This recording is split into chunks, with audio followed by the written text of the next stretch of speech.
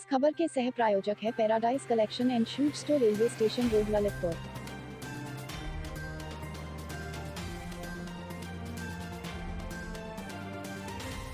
इस खबर की सह प्रायोजक Sanskar valley academy school, Mahroni road, Masaura Kala, Lalitpur.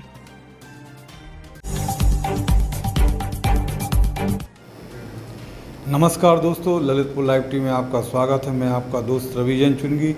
हम ललितपुर मुख्यालय के उस विभाग में हैं जिस विभाग से पूरे जनपद में उजाला मिलता है, यानी बिजली मिलती है। और इस बिजली उजाले को लेकर हर कोई लालायित रहता है और इसके प्रकाश में अपने परिवार के साथ जीवन यापन करता है। लेकिन कभी कभी इस प्रकाश, बिजली का, विद्युत का जो हमें लाभ मिलना चाहिए वह खलन पैदा कर देता है, यानी विद्युत कटौती। तो कहीं ना कहीं इस विद्युत कटौती में हम आप भी दोषी हो सकते हैं। लेकिन बात क्या है, किस तरीके से है, क्यों इस विद्युत कटौती होती है, ख़ासतौर से गर्मियों के मौसम में और बरसात के मौसम में। हमारे साथ जुड़े हैं इंजीनियर अशोक कुमार, अधीक्षक अभियंता, विद्युत मंडल ललितपुर। हम इनसे जानेंगे कि आप 10 फरवरी 2021 में ललितपुर आपका आगमन हुआ, आप अधीक्षण अभियंता के पद पर तैनात हुए। तब से अब तक आपकी क्या उपलब्धि है और आगामी सरकार की योजना के अंतर्गत आपका क्या एजेंडा है जो जनपद वासियों को विद्युत विभाग के अंतर्गत जगमग रोशनी के माध्यम से प्राप्त होगा। हमारे साथ जुड़ चुके हैं इंजीनियर अशोक कुमार जी। नेचुरली जब भी एक्चुअली लोड बढ़ता है तो उस समय ये दिक्कतें आ जाती हैं। कई जगह ऐसा होता है कि जैसे बरसात का सीज़न हमारा है, तो बरसात के सीज़न में होता क्या है कि हमारी जो लाइनें हैं वो पेड़ों की डालियों के संपर्क में आ जाती हैं। जैसे विंड का तेज़ चलना, तो अचानक कोई भी टहनी अगर हमारी लाइन को टच करती है तो हमारा पूरा फीडर एक तरह से बंद हो जाता है। एक बार बंद होने का मतलब ये है कि हम जो है उसकी पेट्रोलिंग कराते हैं, हम उसको देखते हैं कि कहाँ पे क्या फॉल्ट आता है। तो ये करीब जो है आधे घंटे से 1 घंटे तक का समय लग जाता है। उस दौरान ये व्यवधान जो है उत्पन्न होता है, इस तरह की व्यवधान होता है। तो हम लोग कोशिश ये करते हैं कि ये टहनियों की कटाई छटाई जो है समय से करते भी रहते हैं ताकि ये व्यवधान जो है कम से कम हो।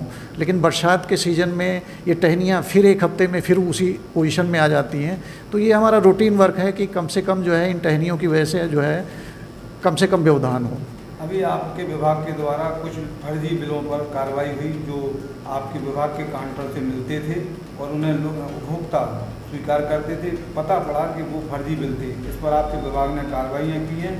तो मैं जनता की तरफ से जानना चाहता हूँ कि इस संबंधित विभाग और क्या तैयारियों में है। नहीं, इस संबंध में जो भी हमारे डिपार्टमेंट के इन्वॉल्व रहते हैं हम उनके अगेंस्ट में निश्चित जो है एक्शन लेते हैं।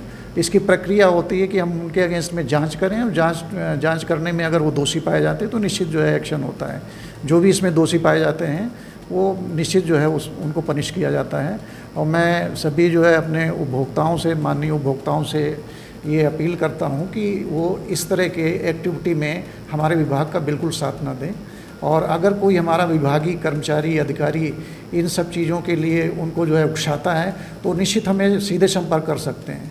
अगर कोई उन्हें हैरेस करता है, किसी तरह का जो है बुरा व्यवहार करता है तो निश्चित वो हमें अप्रोच करें और मैं उनके अगेंस्ट में निश्चित जो है कार्रवाई करूंगा। अभी जानकारी मिलती है और मिल रही है कि विद्युत विभाग द्वारा जो बिल थमाया जाता है, कभी कभी उपभोक्ता बिल को देखकर माथा पकड़ लेते हैं क्योंकि उनका विद्युत इस तरह से खर्च नहीं होता है, ना उतनी लोडिंग है, ना उतना उनका बिजली का खर्चा है, लेकिन बिल अधिक आता है। इस तरह से क्या है ऐसी अनियमितताएं जिससे उपभोक्ता परेशान रहते हैं? नहीं, इसके लिए हम कैंप भी लगाते हैं, जगह जगह पे कैंप लगाते हैं और हमारे एसडीओ भी जगह जगह पे बैठे हुए हैं। सभी हमारे सामान्य जो भी उपभोक्ता हैं सबको पता भी है, वो कार्यालय में जाकर के अपने जो भी रीडिंग है उसको अवगत कराएं और उसके अकॉर्डिंग जो है उनको बिल मिल जाएगा। उसमें परेशान होने की कोई समस्या नहीं है।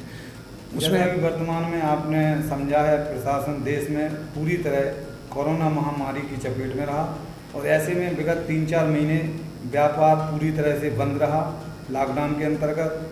तो ऐसे में हमारे सभी व्यापारी विभिन्न संगठनों में, विभिन्न दलों में अपनी शिकायत ज्ञापन दे चुके हैं। उनकी मांग है कि वह कहीं ना कहीं से इन 3-4 महीने का बिल देने में असमर्थ हैं, उनके बिलों का माफ़ किया जाए। ऐसे पर इस शिकायत को आपने शासनादेश के अंतर्गत और शासन को किस तरह से भेजा है उनकी इस समस्या के संदर्भ में? हमारे जिन भी उपभोक्ताओं के जो है बिल 3 महीने या 3 महीने से कम हैं, हम उनका किसी भी तरह से विच्छेदन नहीं कर रहे हैं, उनकी लाइनें भी नहीं काट रहे हैं। और ये निश्चित ही अगर कोई डिमांड है तो जैसे लास्ट ईयर जो है जो भी सरचार्ज का वेवल था वो शासन के द्वारा किया गया था। अगर वर्तमान में भी ऐसा कोई जो है ऑर्डर होता है तो निश्चित जो है इसकी छूट जो है मिलेगी। उत्तर प्रदेश सरकार की कौन सी ऐसी योजना चल रही है जो उपभोक्ता, आम उपभोक्ता और ग्रामीण अंचल का इसका लाभ उठा सके? वो वर्तमान में तो इस प्रकार की नहीं है। अभी हमारा जो है जो OTS स्कीम थी वो ख़त्म हो चुकी है और अभी इस समय तो कोई ऐसी स्कीम नहीं है। जब भी आएगी निश्चित जो है हम लोग उसको आप लोगों के माध्यम से भी कन्वे करेंगे और जो भी होगा वो फ़ायदा आप लोगों को ज़रूर मिलेगा। ग्रामीण अंचलों में खेती, नलकूप, चक्की इत्यादि के जो कनेक्शन होते हैं, उपभोक्ता उसका प्रतिभार भरने में असमर्थ होते हैं, तो कोई योजना ऐसी है जो किस्तों में या अन्य माध्यम से हो? नहीं, किस्तों में तो हम लोग ले लेते हैं। एक किस्तों का भी एक जो भी हम लोगों की पावर्स होती है उसका इस्तेमाल करते हैं, किस्तों में जमा कर सकते हैं। वो आकर के किस्तों में जमा करते हैं। वर्तमान में सरचार्ज माफ़ी की कोई योजना नहीं है। वो जब भी आएगी शासन के आदेश होंगे उसमें ज़रूर मिलेगा। अभी 11,000 की जो लाइन होती है, विद्युत लाइन होती है, जो हैवी लाइन होती है, अभी ललितपुर के नगर क्षेत्र में कई स्थानों से वो मकानों के और भवनों के ऊपर से निकली है। उसके निस्तारण में आपका विभाग क्या कर रहा है? नहीं, इसमें ये है कि लाइनों के नीचे तो मकान नहीं बनाना चाहिए। जनरली जो जांच में आता है, प्रकरण आते हैं कि लाइनें हमारी पहले की हैं, उसके नीचे मकान बना लेते हैं। वो निश्चित ऐसे में एक्सीडेंट होने के चांसेस हैं। मैं अनुरोध करता हूं कि लाइन के नीचे मकान ना बनाएं। फिर भी अगर बने हुए हैं तो वो लाइनें जो है अगर वहाँ पे स्पेस अवेलेबल है तो शिफ्ट हो सकता है। आवेदक आवेदन करें और वहाँ पे अगर शिफ्ट करने की जगह है तो हम शिफ्ट भी करते हैं, लेकिन उसका जो भी चार्जेस आता है उसका प्राक्कलन की धनराशि वो जमा करनी पड़ती है आवेदक को।